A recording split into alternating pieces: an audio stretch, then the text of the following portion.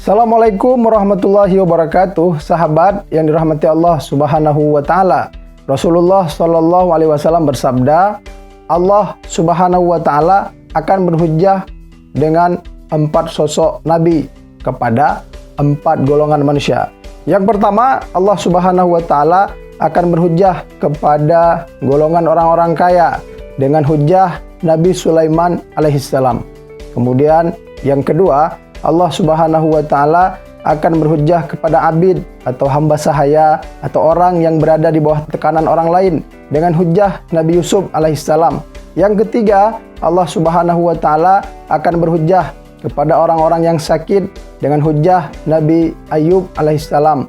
Dan yang keempat, Allah Subhanahu wa taala akan berhujjah kepada fuqara, orang-orang yang miskin, yang kekurangan dalam kehidupannya dengan hujjah Nabi Isa alaihissalam. Maka sahabat sekalian, ketika kita kaya, bandingkan mana lebih kaya kita dengan Nabi Sulaiman alaihissalam. Nabi Sulaiman, Allah tundukkan kepada beliau angin, Allah tundukkan kepada beliau para makhluk-makhluk. Tapi walaupun beliau hebat, walaupun beliau seorang raja, Allah Subhanahu wa taala tetap di atas segala-galanya.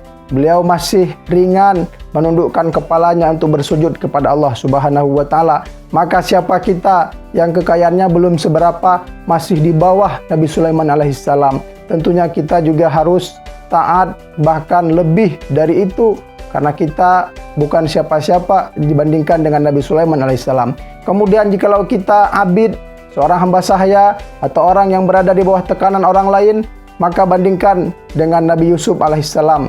Nabi Yusuf ditawan oleh pemimpin di Mesir, tapi kondisi tersebut tidak menjadikan beliau jauh dari Allah Subhanahu wa taala, malah sebaliknya menjadikan beliau dekat dengan Allah Subhanahu wa taala. Kemudian apabila kita sakit, maka lihat bagaimana parahnya sakit Nabi Ayub yang disebutkan di dalam riwayat bahkan hingga kulit beliau melepuh, bahkan orang-orang menjauh dari beliau. Tapi hebatnya itu bukan menjadi masalah bagi beliau. Bahkan beliau terus mendekatkan diri beribadah kepada Allah Subhanahu wa taala.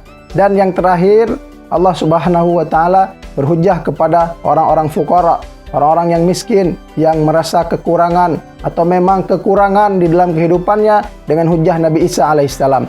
Nabi Isa tidak memiliki rumah.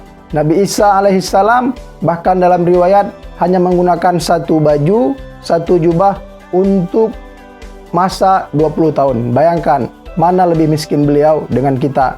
Namun dalam kondisi yang demikian, para nabi ini terus mendekatkan diri kepada Allah Subhanahu wa taala. Maka hadirin, 4 sosok ini kiranya perlu kita jadikan sebagai iktibar bagi kita agar kehidupan kita penuh dengan keberkahan insyaallah. Wassalamualaikum warahmatullahi wabarakatuh.